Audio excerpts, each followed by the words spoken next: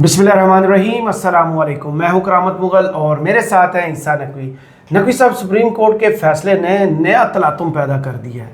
ये वो वक्त होता है जब शहर इक़्तिदार के सियासी ड्राइंग रूम्स आबाद हो जाते हैं, तो दारुल हुकूमत के सियासी पंडित कौन सी कुंडलियाँ मिला रहे हैं? ताकत का तवाज़ुन बिगड़ चुका है माय डियर फ्रेंड करामत मुगल। अच्छा। और आपको पता है कि जब ताकत का तवाज़ुन बिगड़ जाता है तो फिर ख़तरा बढ़ जाता है। बिल्कुल। लड़ाई का ख़तरा, कशीदगी का ख़तरा इस हद तक बढ़ जाता है कि अब हुई कि अब देखें, जो सुप्रीम कोर्ट का मखसूस नशिस्तों का फ़ैसला आया है ना, इसके हवाले से कुछ लोगों से गुफ्तगू का, बातचीत का, मुलाकात का इत्तफ़ाक़ हुआ और उसमें मैं आपके सामने बिट्स एंड पीसेस में कुछ चीज़ें रख देता हूँ कि अगले ख़ास तौर पर आप समझ लें कि एक महीना बहुत इम्पॉर्टेंट है, क्योंकि अब पेशगोई ये की जा रही है कि 3 इमारतें हैं जी, 3 इमारतें हैं जहां से तूफान उठ सकता है। 2 करीब करीब हैं, शहर इक़्तिदार में है जी, और एक लाहौर में।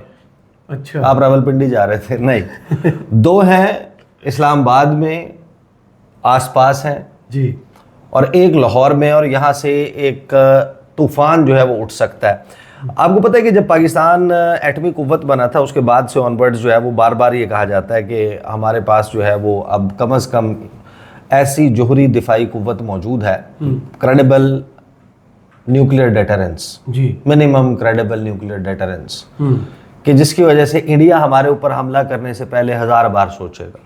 सही। यार इनकी एटम बम ही ना चला दें जी, और फिर जवाब में हम चला दें और नुकसान इतना हो जाएगा, डैमेज इतना ज़्यादा हो जाएगा। तो वो जो बैलेंस ऑफ पावर है जी, जो आपने अनकन्वेंशनल मीन्स से हासिल किया, वो बैलेंस ऑफ पावर जब तक मेंटेन्ड है तो छोटी मोटी झड़पें सरहद के ऊपर हो सकती हैं पाकिस्तान और इंडिया के दरमियान। इक्का दुक्का वाक़यात लाइन ऑफ कंट्रोल पे, वर्किंग बाउंड्री पे आपको नज़र आ सकते हैं, लेकिन इंटरनेशनल बॉर्डर के ऊपर कोई बड़ी फुल स्केल वॉर छिड़ना, क्योंकि उसके कॉन्सिक्वेंसेस बहुत भयानक हैं, तो वो नहीं हो सकते। लेकिन अगर यही सूरत हाल होती कि इंडिया के पास एटम बम भी होता, बाकी सब कुछ भी होता और पाकिस्तान के पास कुछ ना होता, तो इंडिया ने तो खा पी जाना था। अब यहाँ सूरत हाल ये बन गई है कि जो शहर इक़्तिदार में सियासी पंडित हैं वो ये बता रहे हैं कि ये सिर्फ फैसला नहीं आया, इस फैसले ने जो पावर डायनामिक्स हैं उनको एक दफ़ा जोल्ट किया है, झंझोड़ा है। सही। और उसके बाद जब मंजरनामा आपके सामने आया तो उसमें आपको ये पता चला कि जो ताकत का तवाज़ुन है वो बड़ी तेज़ी के साथ बिगड़ता हुआ नज़र आ रहा है। सुप्रीम कोर्ट ऑफ पाकिस्तान में क्या हुआ है देखें, वो 3 इमारतें कौन सी हैं ये सारा मैं आपके सामने मंजरनामा, जो इस वक्त बेसिकली थॉट प्रोसेस, गुफ्तगू और एनालिसिस चल रहा है, और इन्फॉर्म्ड एनालिसिस। मैं उन लोगों की बात नहीं कर रहा, मैं किसी होटल के बैठ के गप्पे लगाने वालों की बात नहीं कर रहा। मैं आपको बता रहा हूँ कि जो लोग बड़ा इन टच होते हैं, मैं उनके हवाले से बात कर रहा हूँ। देखिए, काजी फैज़ ईसा साहब का जो मजबूरी है, या काजी फैज़ ईसा साहब का कमज़ोरी है जिस हद तक नज़र आई सुप्रीम कोर्ट ऑफ पाकिस्तान में, और ये मैं आपको वो चीज़ें बता रहा हूँ, ये मेरा एनालिसिस नहीं है, ये आप लोगों ने देखी है, ये सब लोगों ने देखी हैं, जो ये कह रहे थे कि मेरे पेन की स्याही खुश्क हो रही है जी, और उसमें फैसल सिद्दीकी ने कहा पेज नंबर 168, कहीं आपके पेन की स्याही खुश्क ना हो जाए। सही। यार उन्होंने जजमेंट ही नहीं लिखा, उन्होंने कहा कि जो मंदोखेल साहब ने लिखा है मैं उससे इत्तफाक करता हूँ। सही।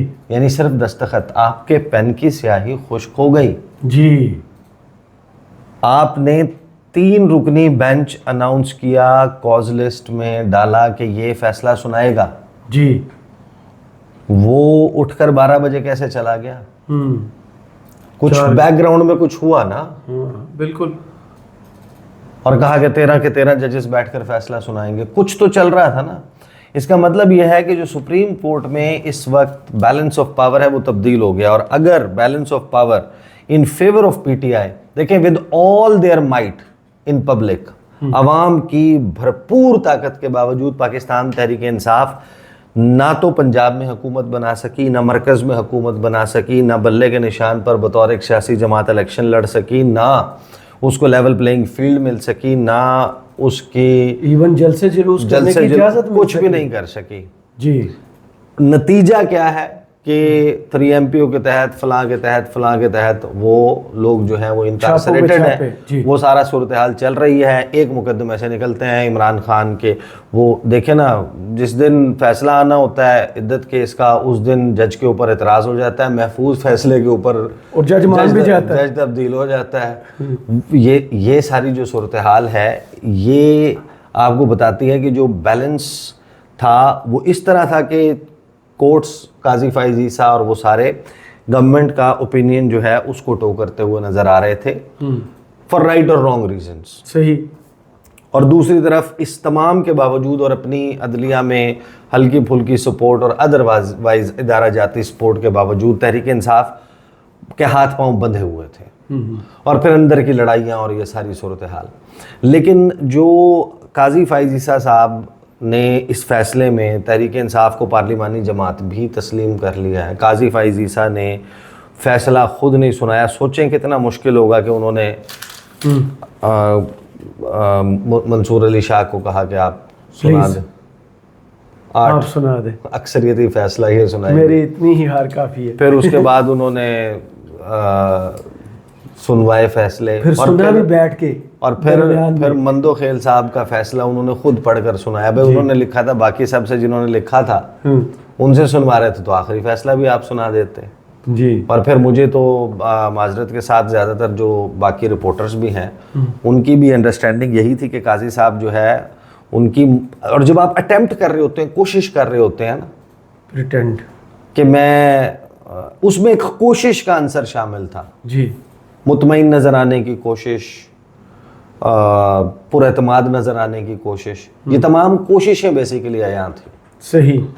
तो वहाँ पर जो कुछ हुआ है उसके नतीजे में अब हुकूमत के तेवर क्या है, जिसकी वजह से मैं आपको बता रहा हूँ कि अब क्या मुमकिनात जो हैं वो हैं। एक तो देखें 3 कोर्ट्स हैं, supreme court of Pakistan, Islamabad high court, Lahore high court. इन 3 के ऊपर आप नज़र रखें, अगले 1 महीने में बहुत कुछ यहाँ पर होने वाला है और हो सकता है। और उसकी वजह यह है कि जो गवर्नमेंट की पॉस्चरिंग है कि उन्होंने फौरी तौर पर इस सारे मामले पे सुप्रीम कोर्ट में ये देखते हुए कि पावर डायनामिक्स चेंज हो गए हैं, ताकत का तवाज़ुन बिगड़ गया है, जो बैलेंस ऑफ पावर है वो शिफ्ट हो, इनकम्बेंट चीफ जस्टिस से जो अपकमिंग चीफ जस्टिस हैं उनके पलड़े में शिफ्ट हो गया है। उन्होंने इसको रियलाइज करने के बजाय उन्होंने कहा है कि हम टेक ऑन करेंगे।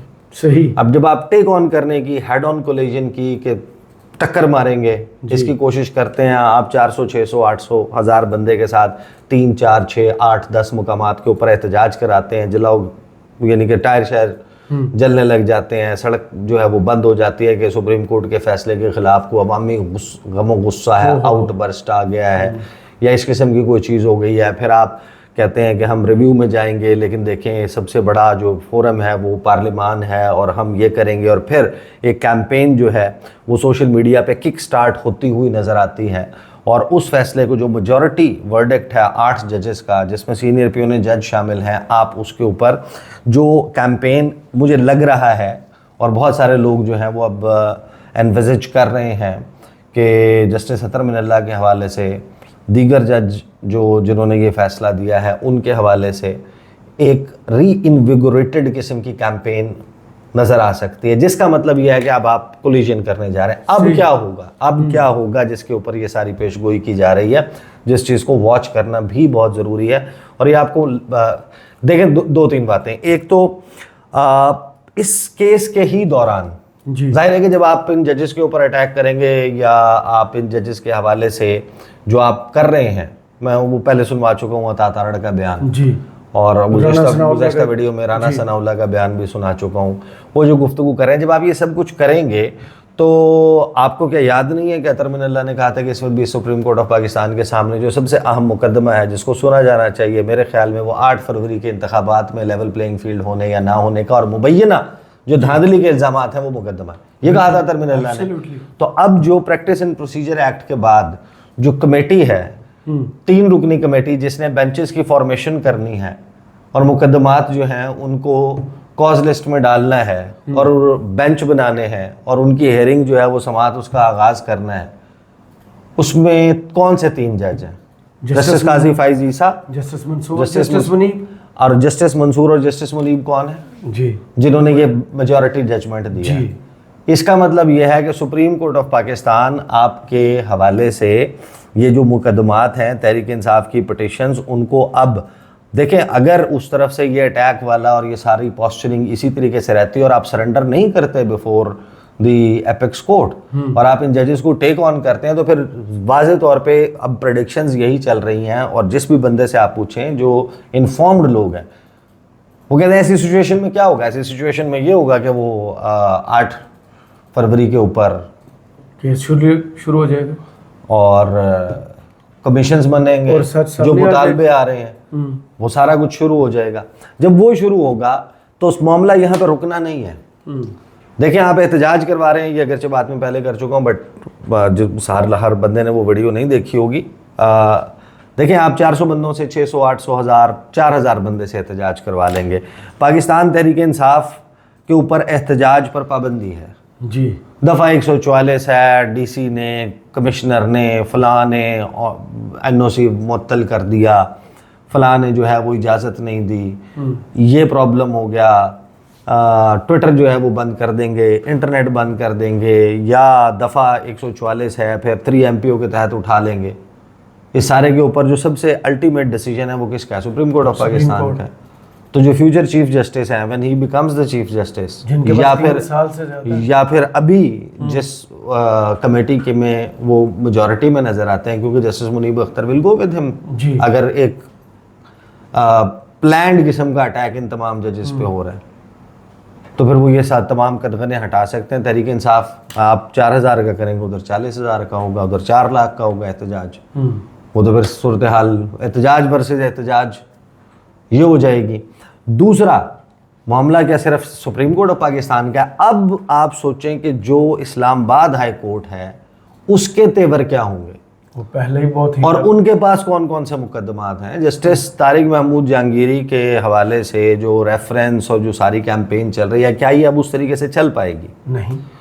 क्या इद्दत, तोशाखाना, साइफर का सुप्रीम कोर्ट, ये सारे मुकदमात, फिर लाहौर जो उनके रहनुमा हैं, हाँ 9 मई के मुकदमात हैं, नून लीग के इनके जो गिरफ्तारियां हैं, बहुत सारे लीडर्स के मुकदमात हैं, वहाँ पर फिर आपको अदालतें जो है वो रिएक्ट करती हुई नजर आएंगी। देखिए, लाहौर मुकदमात खुल भी सकते हैं। लाहौर हाई कोर्ट में एक नई चीफ जस्टिस आई हैं, कुछ लोगों ने तस्वीरें वायरल करके कुछ वो भी प्रेडिक्शंस की कि इनका नून लीग के साथ माजी में, भाई माजी में हर बंदे का, जस्टिस तारिक महमूद जहांगीरी जो हैं वो नून लीग के क्यों किस किस के मुकदमात लड़ चुके हैं, वो एहसन इकबाल का मुकदमा लड़ चुके हैं, वो शाहिद खाकान अब्बासी का LNG रेफरेंस लड़ चुके हैं, वो एडवोकेट जनरल रह चुके हैं, वो डिप्टी अटॉर्नी जनरल रह चुके हैं। किसने लगाया था? पीपल्स पार्टी और नून लीग ने जी।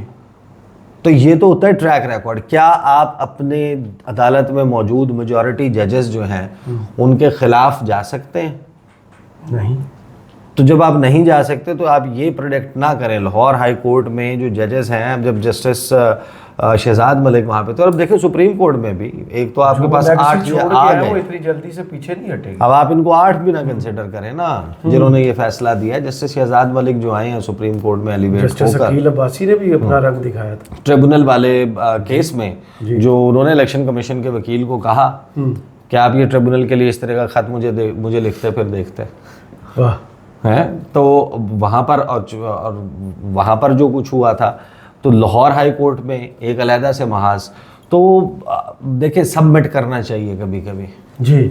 और इस मुल्क को ज़रूरत है अभी एक रीसेट के लिए। देखें, आप यकीन मानें कि सूरत हाल अब उस एज के ऊपर है जहाँ पर बहुत ज़्यादा सूरत हाल ख़राब हो सकती है। तो इसमें अब अगर इस वर्डिक्ट को तस्लीम कर लिया जाता है और इसके ऊपर अमल दरामद किया जाता है, जैसे कि पहला नोटिफिकेशन इलेक्शन कमीशन ने कर दिया, अब आगे नोटिफाई कर दिया 77, हम रिव्यू में जाएंगे, हम मानेंगे नहीं हमने आईनी तरमीम करनी है, हमने फलां क्या होगा, इसी फैसले में अगर कोई गलती है तो वो डिस्कस हो सकती है, इसके अलावा क्या हो सकता है मुझे। और उसमें पार्लिमानी पार्टी के तौर पर तस्लीम कर चुके हैं। क्या काजी फाइज ईसा साहब अपने जुमलों से पीछे हट सकते हैं? नहीं, वो तो अब रिटर्न आ चुके, जिसको वो कह रहे हैं कि आई एग्री विद। देखें, काजी फाइज ईसा साहब ने अब बहुत सारे लोग कहेंगे कि जनाब ये तो बहुत अच्छी बात है बहुत अच्छी बात, लेकिन उनके पॉइंट ऑफ व्यू से देखें तो उन्होंने अपने पाँव पे कौन सी कुल्हाड़ी मारी?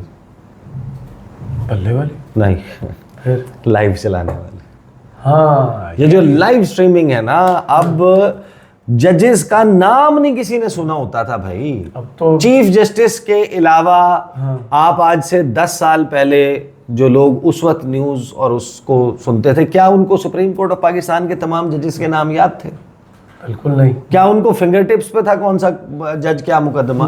भाई अब यहाँ पर बेसिकली पूरी प्रोफाइल याद होती है भाई, प्रोफाइल, इसने फलां केस में फलां जुमला कहा था, फलां बात कही थी। आखिर at the end of the day जजेस आर ऑल्सो ह्यूमन बीइंग्स।